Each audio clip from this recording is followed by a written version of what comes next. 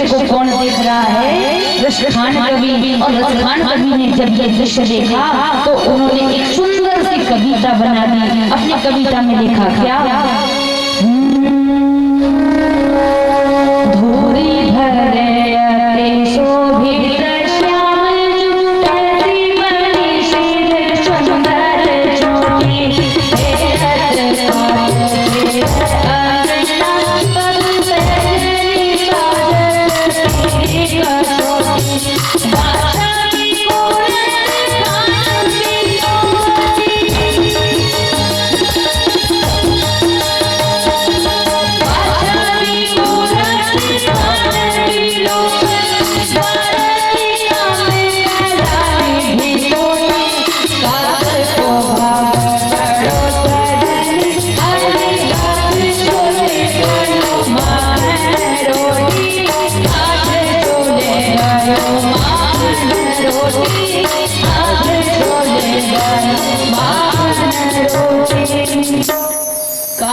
भाग बड़ो सजनी।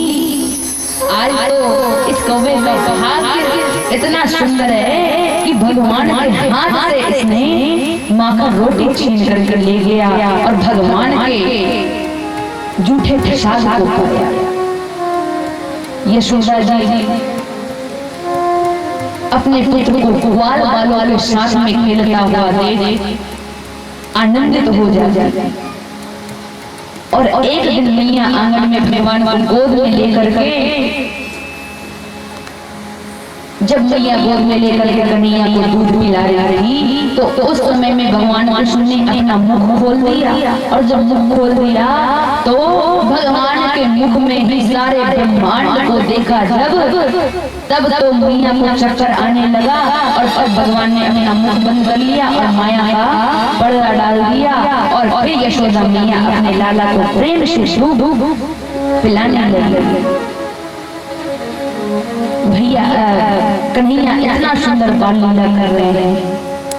कन्हैया कभी बछड़ों को छोड़ देते, बछड़ों को छोड़ देते सो बछड़े जाकर के दूध पीने लग जाते।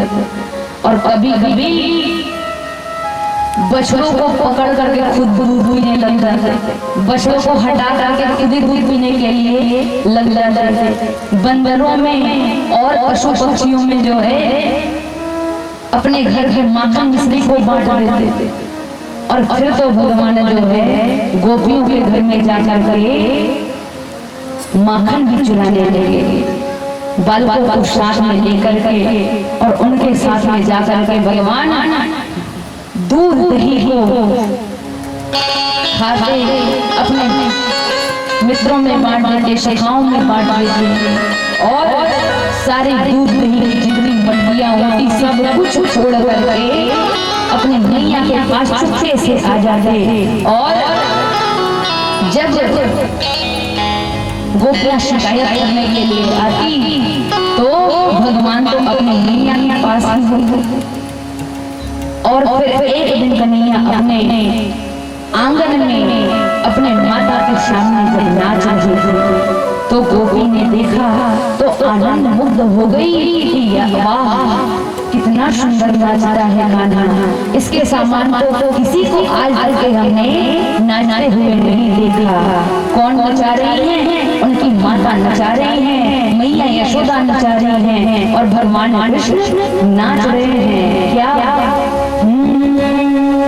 नाचे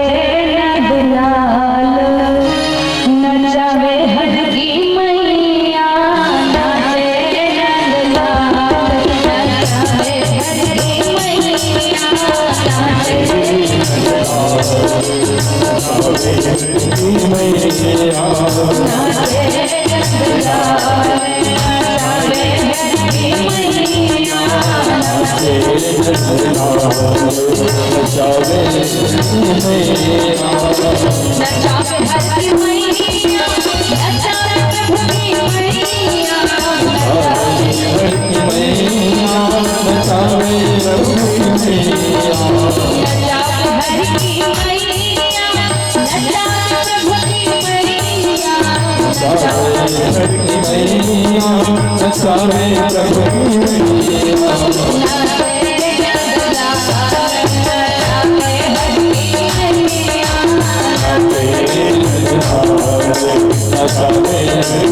और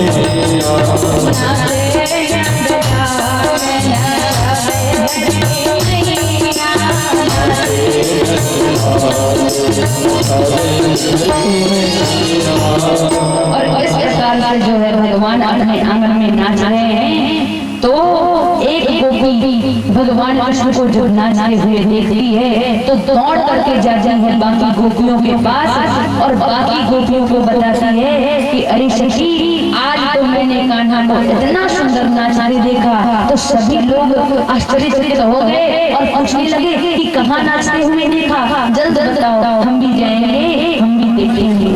और तब तो सारी सखियां जो है, सारी गोपियां भगवान के पास नंद भवन में आ पहुंचती हैं और सारी गोपियां भगवान कृष्ण को नाचते हुए देखती हैं।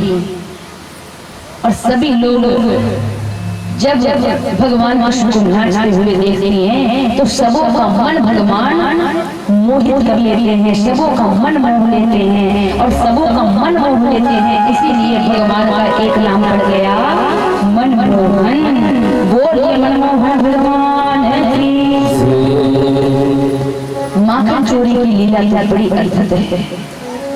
भगवान माखन क्या सबका मन चुराते हैं और कहा है ना क्या, ब्रजे वसंतम नवनीत शौर्यम गोपांगनानां जदगोल चौर्यम अनेक जन्मार्जित पाप चौर्यम सौरागण्यम शीर्षा नमः। भगवान माखन चोरी करके गोपांगनाओं के मन को चुराते हैं। भगवान अनेक जन्मों के पाप को चुरा लेते हैं और ऐसे चोरों में अग्रगणी चोरों के सरदार को हम सादर प्रणाम करते हैं। गोपियां घर का काम तो करती हैं पर मन जो है केवल और केवल भगवान की ओर है। अपना सारा काम धाम कितना जल्दी हम निपटा लें और कितना जल्दी निपटा करके सारा काम हम भगवान के पास चले जाएं, हम कान्हा को देखने के लिए चले जाएं। दिन रात काम करते लेकिन मन में केवल और केवल भगवान कृष्ण का ही याद आता। ठीक इसी प्रकार से हमें भी करना चाहिए। करते कर्म करो नाना मन राखो जहाँ कृपा निधाना। हाथ से चाहे जो भी कर्म करो, सारे काम करो, लेकिन मन कहाँ होना चाहिए, भगवान के पास में होना चाहिए। बोलिए बाल कृष्ण लाल की। और आगे फिर सुखदेव जी वर्णन करते हैं, लिखा है पुराण में क्या, एक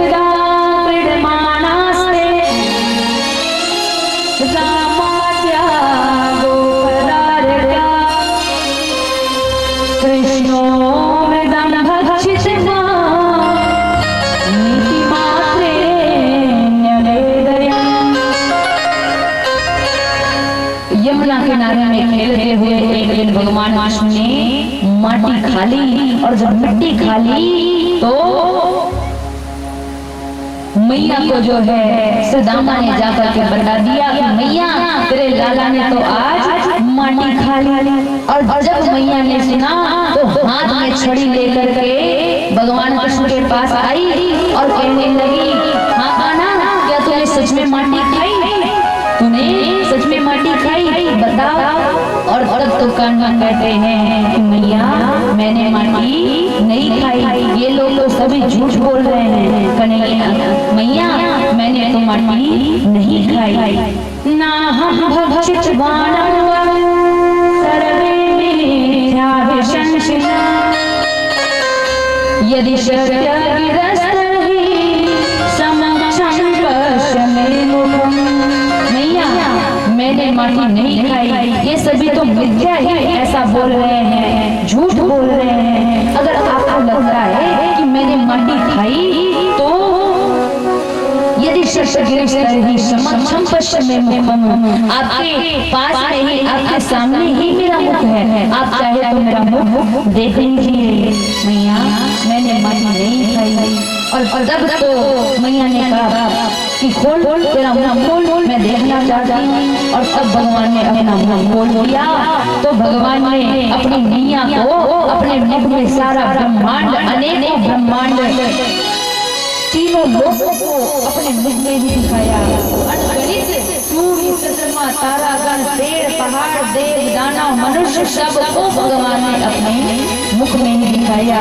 और जब मुख में दिखाया तो मैया जो है आश्चर्यचकित हो गई, चक्कर आने लगे। और जब चक्कर आने लगे तो भगवान कृष्ण ने अपना मुख बंद कर लिया और वैष्णवी माया से माता को मोहित करके फिर कहने लगे कि मैया मैं आज के बाद कभी माटी नहीं खाऊंगा, मैं माटी कभी नहीं खाऊंगा। और रोने लगे। और तब तो यशोदा मैया कहती है कि कन्हैया लाला माटी नहीं खाया करो, हमारे घर में 9 लाख गायें दूध देती हैं, हमारे घर में माखन मिश्री है, उसे खाना। और उसे जब खाओगे तो तुमको और बल मिलेगी और शक्ति मिलेगी। बेटा ऐसे मिट्टी मत खाया करो, माटी खाने से पेट में कीड़ा हो जाता है, ऐसा माटी मत खाया करो। और ऐसा समझा बुझा करके मैया कान्हा को अपने घर ले आई है। भगवान ने मिट्टी को खा कर मिट्टी तत्व को शुद्ध किया और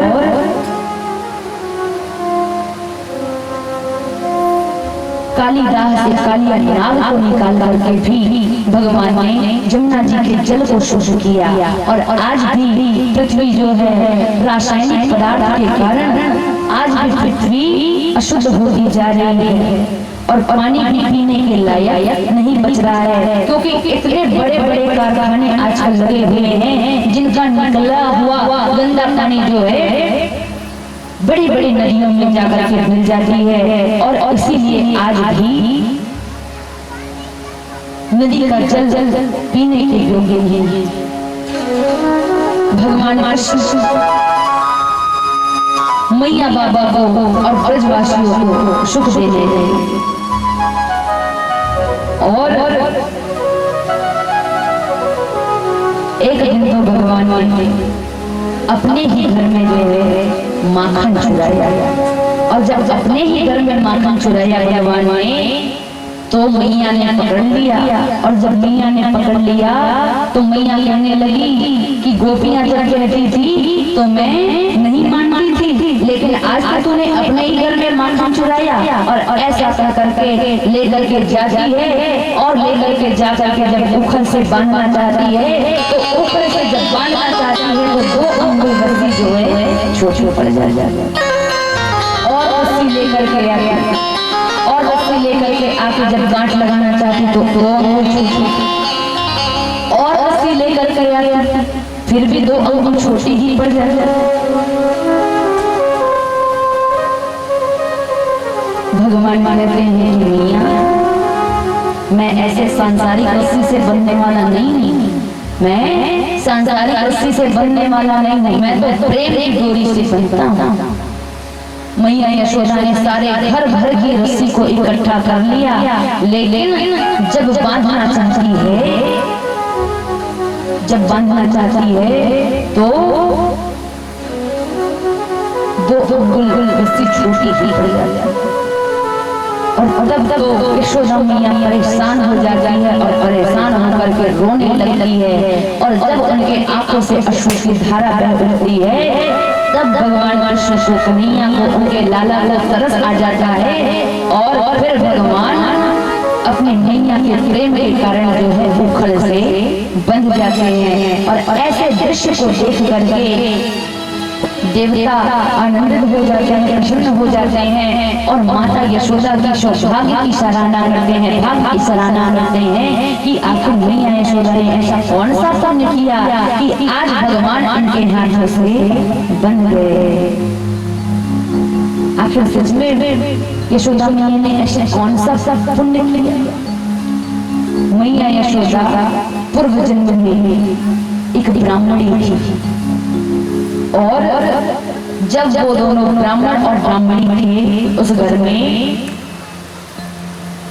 वो पूर्व जन्म में जब ब्राह्मण और ब्राह्मणी थे तो वो बड़े गरीब थे, उनके घर में कुछ भी नहीं था और उनके घर में केवल और केवल एक बालक और था, उनका एक पुत्र था। और एक दिन की बात है, ब्राह्मण देवता घर में नहीं थे और तब उस समय कुछ साधु संत आए और आकर के कहने लगे कि बेटा हमें बड़ी जोर जोर भूख लगी है, तुम भोजन करा दो। और तब ब्राह्मणी की आंखों से आंसू बहने कि आखिर मैं इन्हें क्या भोजन करूं, मेरे घर में कुछ भी नहीं है।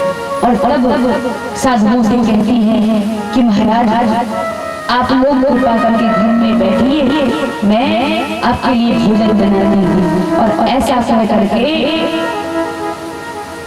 अपने पुत्र को लेकर के कहाँ चली जाती है, एक दुकानदार के पास चली जाती है और वहां जाकर के कहने लगती है कि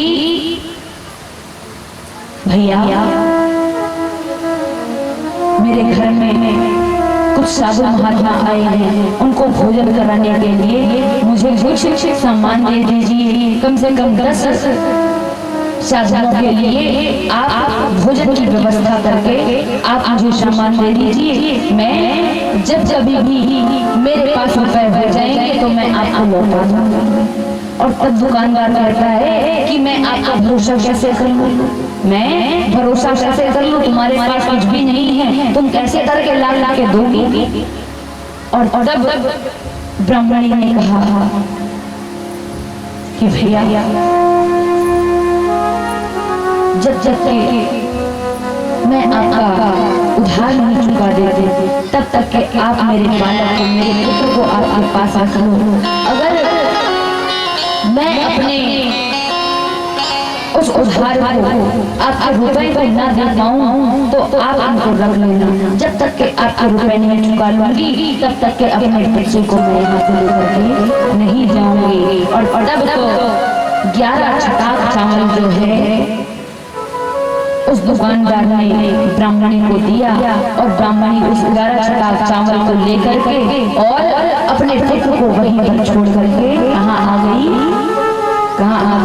अपने घर में आ गई। बढ़िया भोजन बनाया और भोजन बना करके साधु संतों को खिलाया और खिला करके जब तृप्त हो गए वो भोजन करके तो कहने लगे कि बेटा तुमने बहुत सुंदर भोजन कराया, तुमने बहुत सुंदर भोजन कराया, तुम्हारे पति कहाँ हैं, ब्राह्मण देवता कहाँ हैं। और तब ब्राह्मणी कहने लगी कि महाराज मेरे ब्राह्मण देवता तो नहीं है, कहीं चले गए हैं। और फिर साधुओं ने कहा कि तुम्हारे साथ पुत्र था तुम्हारा, वो कहाँ है, बुलाओ उसे, हम आशीर्वाद देंगे। और तब तो ब्राह्मणी की आंखों में आंसू आ गया और कहने लगी कि महाराज ऐसी बात है, आपको भोजन कराने के कारण मैं अपने बालक को अपने को छोड़ करके आ गई। और तब ब्राह्मणों ने आशीर्वाद दिया कि बेटा तुमने हमें भोजन कराने के लिए अपने पुत्र को छोड़ करके जाओ, हम आशीर्वाद देते हैं कि तुम्हारे घर में साक्षात ब्रह्म परमेश्वर पुत्र बन करके आएगा और उसे तुम 11 साल करके पालन पोषण करोगे। कहते हैं कि यशोदा जी ने ब्राह्मणी के रूप में जब पूर्व जन्म में 11 छटाक चावल जो है ब्राह्मणों को भोजन कराया और इसीलिए 11 वर्ष तक के पालन पोषण यशोदा जी ने किया और उसके बाद भगवान कृष्ण मथुरा को चले गए। तो यही कारण है, यही पुण्य कमाया है यशोदा जी ने कि आज उनके प्रेम के बंधन में भगवान कृष्ण बन गए। और यशोदा मैया जो है कान्हा को बांध करके वहां से चली गई और तब तो उखल से बंधे हुए हैं भगवान। और उखल से जब भगवान बंधे हुए हैं तो सामने देखा तो यमलार्जुन के पेड़ और उनको देख करके उन पर दया आ गई भगवान को